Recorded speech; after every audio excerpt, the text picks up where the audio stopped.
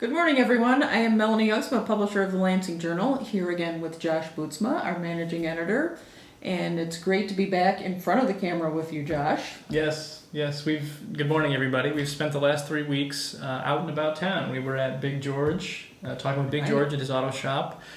We were at Memorial Junior High School talking to Dr. Nathan Schilling as school started 2 weeks ago. And then last week we were at Three Roosters talking with Teci and her business. A lot of good stuff there. So we've been all about town, but it is good to be back. So in Friday morning's email, you may have noticed a post about the 119 people 119 who helped support the Lansing Journal in August. But each one of them is important because it does cost money to provide this free newspaper. Right.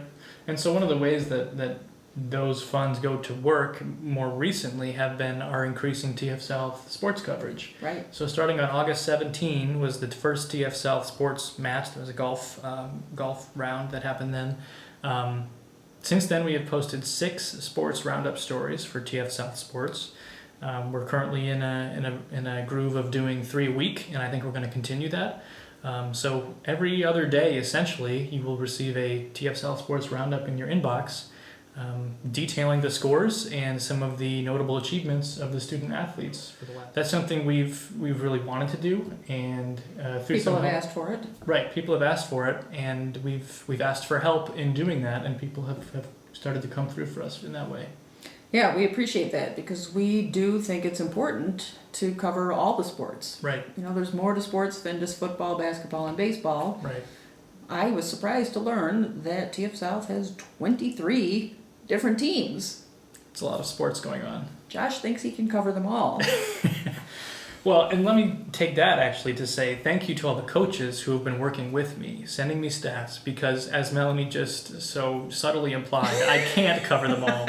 I can't do it all by myself. And so to have the coaches sending me scores, sending me summaries, I really appreciate all of your help. And yeah, it's been a good collaboration between the Lansing Journal and TF South so far, and all of you supporters who've been helping us do this. So thank you.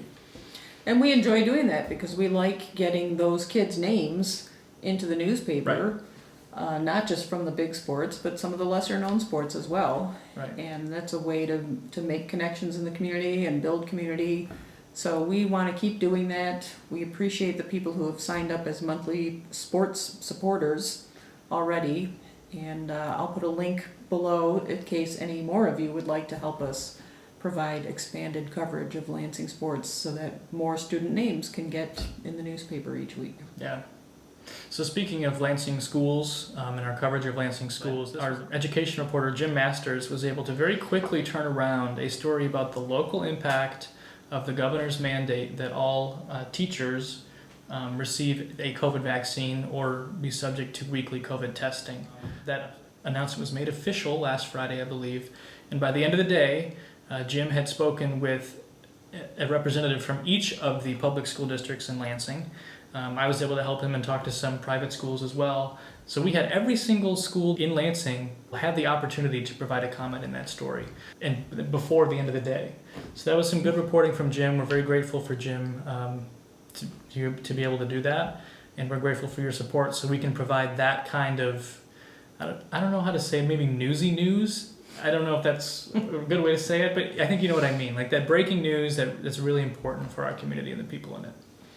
Yeah, so just to explain, we do get news releases from the governor's office. Right, that's right. And so that's how we found out about that news, about the new updated mandate. And we could have just published that as is. Sometimes we do that. But in this case, we felt it was important to really get the local impact of that state news. Right. And so Jim and Josh worked together to not only get that, but get it out quickly because it was so important. Yeah. We also have other types of news that are equally important, but just quite different. And those are stories about people in our community. So 2 examples of that from this week. One is Karen Abbott-Trimuel, one of our newer freelancers, was able to sit down with Mr. Bert Worries, who has spent the last 52 years of his life working at Scapel Buick. Now that used to be in Lansing and now it's in Indiana. But he has spent his whole life in the automotive industry and he is finally retiring. So Karen was able to sit down with him and just talk about his half century of That working is a long time with cars at one and company. in that business. And he actually delivered, as his first job, delivered the Lansing Journal way back when. So Nice connection. there you go. Very cool connection there. So that's a fun story, and Karen is a fun, fresh voice for us as well. She has a really cool energy that we love. So thank you, Karen. Yeah, it's been great having Karen join the team. She lives here in Lansing. She's been a Lansing resident for 13 years, I think. And she told us that she loves writing for the Lansing Journal because she has learned so much about Lansing Yeah. through the Lansing Journal, and now she wants to contribute to that. So we are so happy to have her on the team, and she does a great job with these kind of warm, fuzzy people stories. Yes. I just have a story that I have to share with you today. It's a story about a garage sale for Super Teci. Now, if you don't know, Super Teci is a nickname of a young girl named Teresa Avila who lives in the south side of town in Lansing. And when she was 3 years old, she choked on a grape and was unresponsive for a full 19 minutes before her heartbeat finally came back with the help of Lansing paramedics. Now, being without oxygen or a heartbeat for that long has a serious impact, especially on a young girl like that. So she has been paralyzed for the last 4 years, but thanks to the help of fundraisers and frankly the Lansing community, they've had fundraisers at Beggar's Pizza, which we have a story about from 2018. They had a fundraiser at the Knights of Columbus, and then during the COVID pandemic, they've had online raffles, and now they're doing a garage sale.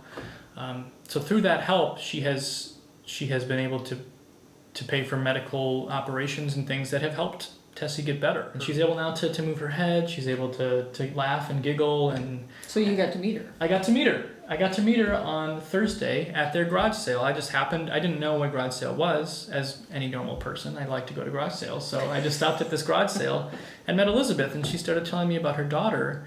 And so I was able to talk with her, and I was able to meet Teci and meet Guillermo.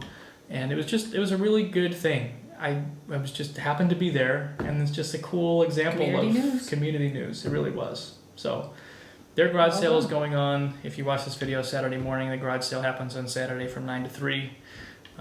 Go over and check out their stuff. They've got lots of cool stuff to buy. So, and consider just making a donation to help Teci. Her journey has been a remarkable one. It's good to see progress there. I mean, Yeah. Those stories can be discouraging, but it's nice to know that Super Teci is making progress because of the support of our community. That's right. Before we wrap things up, Melanie, I noticed that we have something here. This doesn't look like a newspaper to me. What is this? Josh, this is the 2022 Life in Lansing Calendar. I posted about this earlier the week because we want to use this to encourage more people to become monthly supporters of the Lansing Journal.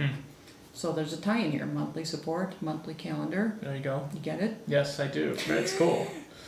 The calendar is all about Lansing.